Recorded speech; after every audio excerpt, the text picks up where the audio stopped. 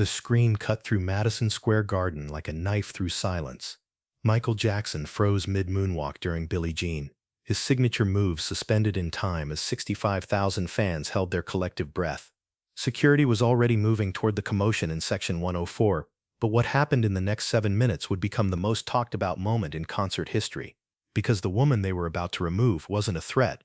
She was a desperate mother with a story that would shatter everything Michael thought he knew about fame, fortune, and what truly matters. And when the king of pop made his decision, grown men wept and the world learned what real compassion looks like. It was November 14, 1992, and Michael Jackson's Dangerous World Tour had just arrived in New York City. The energy inside Madison Square Garden was electric, almost tangible. This wasn't just another concert. This was Michael's triumphant return to his hometown after 3 years away, and every ticket had sold out in under 47 minutes. Fans had camped outside for days, some traveling from as far as Japan and Brazil just to witness this moment. But 6 blocks away from the arena's glittering lights and screaming fans, Sarah Matthews sat on a steam grate with her 7-year-old daughter, Emily, wrapped in every piece of clothing they owned. Sarah was 34 years old, though the streets had aged her beyond recognition. 3 months ago, she'd been a paralegal at a respected Manhattan law firm. She'd had an apartment in Queens, a car that mostly worked, and a future that seemed stable if not spectacular. Then her mother got sick. Stage 4 cancer with no insurance and medical bills that piled up faster than Sarah could count them. She'd drained her savings, maxed out her credit cards, and eventually lost her job when she missed too many days caring for her dying mother. The apartment went next, then the car, and now, here she was, one of New York's invisible people, the ones everyone walks past without seeing. "Mama, I'm cold," Emily whispered, her small voice barely audible over the distant roar of traffic. Her daughter's lips had a bluish tint that terrified Sarah more than anything in the world. It was getting dangerously cold, and the shelters were full. They'd been turned away from 3 already. Sarah pulled Emily closer, trying to transfer whatever warmth her own body could generate. "I know, baby. I know. Just a little longer, okay? Mama's gonna figure something out." But Sarah didn't know what to figure out. She had $17.32 to her name, not enough for a hotel room, barely enough for a meal that would fill Emily's stomach for one night. The desperation was crushing, a physical weight that made it hard to breathe.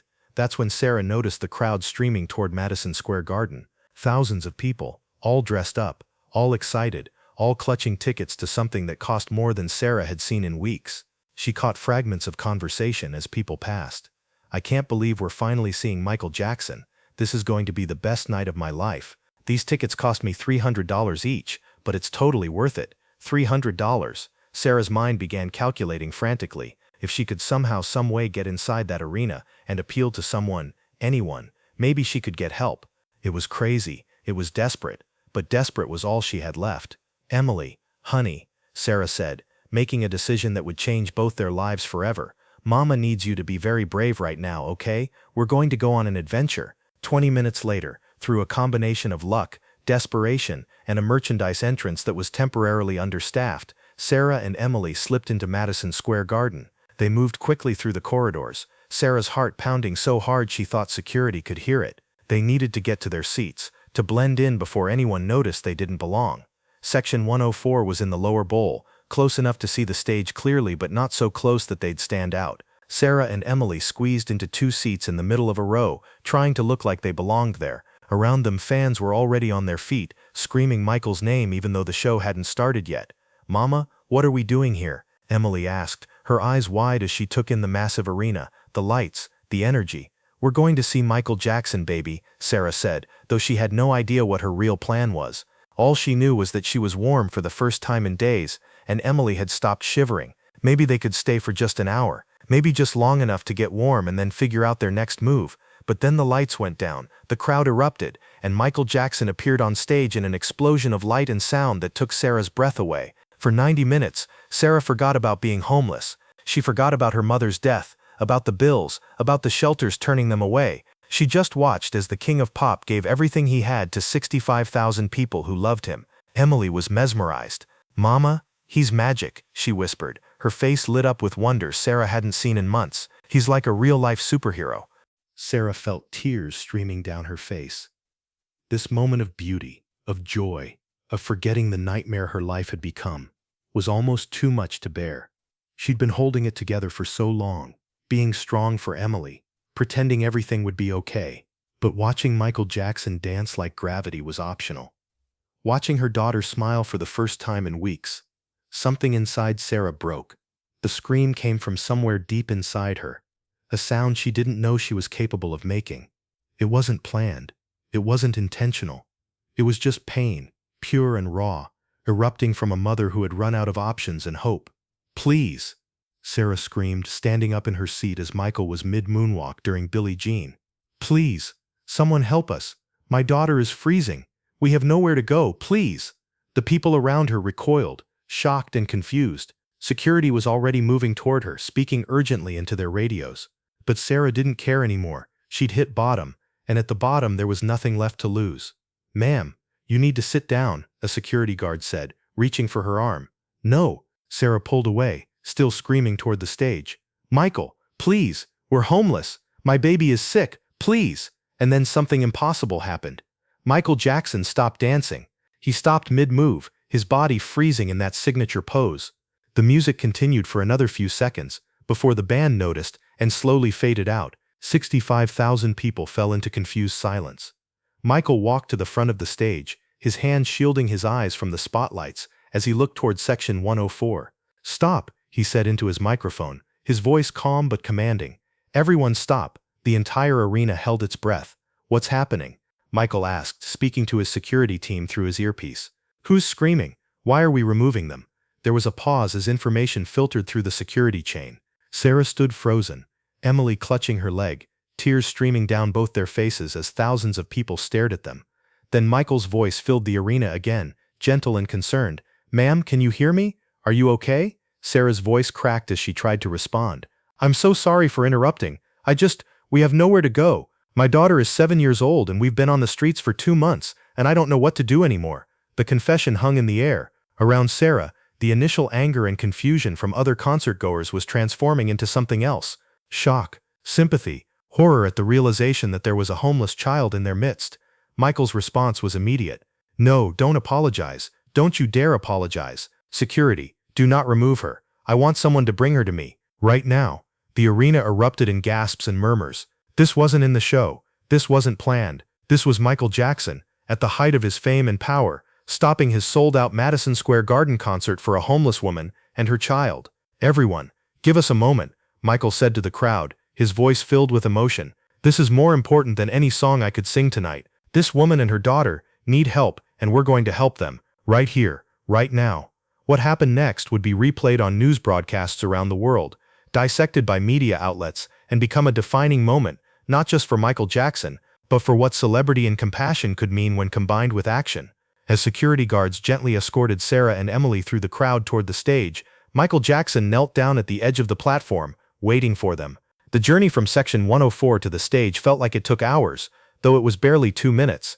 Sarah's legs were shaking so badly she could barely walk. Around her, 65,000 people watched in absolute silence. When they reached the stage, Michael extended his hand to help Sarah up. Emily clung to her mother's back, overwhelmed by the lights, the crowd, the impossible situation they'd found themselves in.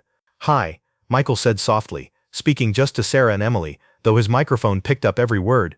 "I'm Michael. What are your names?" "Sarah," she whispered, "and this is Emily." Michael knelt down to Emily's eye level. The little girl's eyes were huge, filled with fear and wonder in equal measure. "Hi, Emily," Michael said with that famous gentle smile. "You know what? You're the bravest girl I've ever met. Do you know why?" Emily shook her head, unable to speak.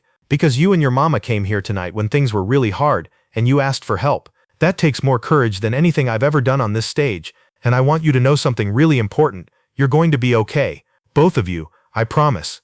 The sincerity in Michael's voice broke something in Sarah. She'd been holding it together through everything, through losing her mother, losing her home, losing her dignity piece by piece on the streets of New York. But this moment of genuine kindness from a stranger shattered her last defenses.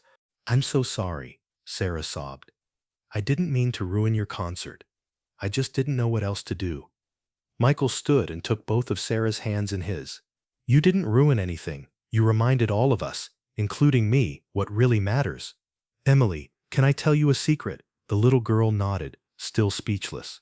"Sometimes grown-ups, even famous ones like me, we forget what's really important. We get caught up in the shows, the music, the performance. But you know what matters most? Taking care of each other. And your mama has been taking care of you, even when it was really, really hard. That makes her a superhero." Michael turned to address the entire arena, his voice strengthening with purpose and emotion. "Ladies and gentlemen, I know you came here tonight to see a show, but what if we could do something even better than a show? What if we could change 2 lives right here, right now?" The crowd's response was instantaneous, a roar of approval that shook the building. "Here's what I propose," Michael continued. "I'm going to make sure Sarah and Emily have a safe place to sleep tonight, but I think we can do more than that. I think we can change their entire situation, and I think every single person in this arena wants to help. Am I right?" The cheer that erupted was deafening. People were crying, standing, applauding, not for the performance, but for the possibility of participating in something real, something that mattered. Michael's manager, Frank DeLeo, appeared at the edge of the stage, looking stressed but resigned. He'd learned long ago that when Michael made a decision based on his heart, there was no point in trying to change his mind. "Frank," Michael said, gesturing his manager closer, "I need you to do something for me. I need you to get Sarah and Emily to a hotel tonight, the best hotel in Manhattan. I'm paying for 2 months while we figure out long-term solutions. Can you make that happen?" Frank nodded immediately. "Already on it, Michael." But Michael wasn't finished. He turned back to Sarah. "What did you do before you became homeless?" "I was a paralegal," Sarah said, her voice still shaking, "at Morrison & Associates. I lost my job when my mother got sick." Michael's eyes lit up with that spark his friends recognized, the sign that he was about to make something happen. "Frank, I want you to make some calls tonight. I know people in the legal field in New York. Let's get Sarah some interviews. Good ones. Places that will value her experience and understand that what happened to her could happen to anyone." "Michael," Sarah breathed, unable to believe what she was hearing. "You don't have to do all this." "Yes, I do," Michael interrupted gently. "Because if I don't, then what's the point of any of this?" He gestured to the arena, the stage, the spectacle. "What's the point of having this platform if I don't use it to help people? You came here tonight because you were desperate and brave enough to ask for help. The least I can do is actually provide it." Emily tugged on Michael's jacket, a small tentative gesture that made the king of pop smile. "Yes, sweetie. Are you really going to help my mama?" Emily asked, her voice so small and hopeful it made everyone who heard it tear up. Michael picked Emily up, holding her gently as he addressed her directly. "I'm really going to help your mama, and I'm going to help you too." "How old are you?" 7. 7 is a magical age, Michael said. "It's old enough to remember that kindness matters, and young enough to still believe in the good in people. I want you to promise me something, Emily. When you grow up, and things are better for you and your mama, I want you to remember this night, and I want you to help someone else the way we're helping you tonight. Can you promise me that?" Emily nodded seriously. "I promise." The moment was captured by thousands of phones and cameras, but more importantly, it was captured in the hearts of everyone present. This wasn't a publicity stunt. This wasn't staged. This was spontaneous human compassion happening in real time, broadcast to the world through the lens of celebrity, but rooted in something much more fundamental, one person seeing another person's suffering and choosing to act. Michael's bandleader cautiously approached the microphone. "Michael, should we continue the show?" Michael looked at Sarah and Emily, then at the crowd, then made a decision that would further cement this night in concert history. "Actually, I have a better idea. Sarah, Emily, would you like to stay and watch the rest of the concert from the best seats in the house? I'm thinking right here on stage with me." The crowd went wild. This was beyond anything anyone had imagined. A homeless woman and her daughter were about to watch the rest of Michael Jackson's concert from the stage itself. "But first," Michael added, speaking to the arena, "I want everyone here to understand something. This situation, what Sarah and Emily are going through, it's not rare, it's not unique. There are thousands of families in New York City alone who are one medical emergency, one job loss, one piece of bad luck away from exactly where Sarah and Emily were tonight. And most of them don't get the chance to interrupt a concert and ask for help." The arena had fallen silent again, hanging on every word. "So here's what I'm proposing. My team is going to set up a fund tonight, right now, and every single penny, is going to go to helping homeless families in New York City. We're going to call it the Emily Matthews Fund, after this brave little girl, and I'm going to personally contribute $500,000 to start it. But more than that, I challenge everyone in this arena to give whatever you can, $5, $10, whatever you can afford, because if all 65,000 of us give just a little, we can change hundreds of lives." The response was overwhelming. Before the night was over, Madison Square Garden attendees had contributed over $800,000. But more than that, the story spread. By the next morning, donations were pouring in from around the world. Within a week, the Emily Matthews Fund had raised over $4 million. But the immediate impact was on Sarah and Emily themselves. As the concert continued, with mother and daughter sitting in chairs at the side of the stage, wrapped in warm jackets provided by Michael's team, eating real food for the first time in days, the impossible became reality. Frank DeLeo worked his phone throughout the show. By the time Michael finished his final encore, arrangements had been made not just for a hotel room, but for a furnished apartment that Sarah and Emily could move into within the week. 3 law firms had expressed interest in interviewing Sarah, and Emily had been enrolled in a program that would provide educational support and counseling to help her process the trauma of homelessness. When Michael came off stage after his final bow, sweaty and exhausted, the first thing he did was check on Sarah and Emily. They were both sleeping, Emily curled up in her mother's lap, both of them peaceful in a way they hadn't been in months. "They're going to be okay," Frank said quietly. "They're going to be better than okay," Michael responded. "We're going to make sure of it." And he did. Over the next 6 months, Michael personally followed Sarah and Emily's progress. When Sarah got a job at one of New York's most prestigious law firms, Michael sent flowers. When Emily started at her new school, Michael sent a note telling her how proud he was of her bravery. When the Emily Matthews Fund helped its 100th family, Michael threw a small party and invited all the families to attend. But the story doesn't end there, because the ripple effects of that November night in 1992 extended far beyond one woman and her daughter. Sarah Matthews didn't just get her life back, she transformed it. Within 3 years, she'd risen to senior paralegal status. Within 5, she'd gone back to school and become a lawyer herself, specializing in advocacy for homeless families. Today, she runs one of New York's most effective homeless outreach programs, helping thousands of families avoid the fate she and Emily almost suffered. Emily Matthews, that terrified 7-year-old girl, grew up to become a social worker. She often tells the story of that night at Madison Square Garden to the families she helps, using it as proof that sometimes, when everything seems lost, kindness can appear from the most unexpected places. The Emily Matthews Fund still exists, managed by the Michael Jackson estate and run by a board that includes both Sarah and Emily. To date, it's helped over 10,000 families transition from homelessness to stable housing. It's considered one of the most effective charitable organizations in New York City, but perhaps the most profound impact was on how we think about celebrity and responsibility. Michael Jackson's spontaneous act of compassion that night sparked a broader conversation about what famous people could and should do with their platforms. It inspired other celebrities to take similar actions, to use their concerts and appearances not just for entertainment but for real, tangible good. In 2009, when Michael Jackson died, Sarah and Emily Matthews were among the thousands who mourned at his memorial. But they also celebrated, because they knew something that headlines and tabloids could never capture. They knew what Michael was like when the cameras weren't watching, when the performance ended, when he was just a man choosing to help a stranger because it was the right thing to do. Emily, now a successful social worker with children of her own, keeps a photo in her office. It's from that night in 1992, her 7-year-old self sitting on Michael Jackson's stage, her mother's arm around her, both of them smiling for the first time in months. Under the photo is a quote she attributes to Michael: "We're all one small act of kindness away from changing someone's life forever. The question isn't whether we have the power to help, it's whether we have the courage to try." The night Michael Jackson stopped his concert for a homeless woman and her daughter became more than just a viral moment or a heartwarming story. It became proof that fame, when combined with genuine compassion, can literally save lives. It demonstrated that the most powerful thing a celebrity can do isn't perform, it's care. Sarah Matthews often speaks to groups about her experience. She always ends her talks the same way. "People ask me what it felt like when Michael Jackson stopped his concert for us. The truth is, I can barely remember the specific words he said, or exactly what the crowd sounded like. What I remember is the feeling.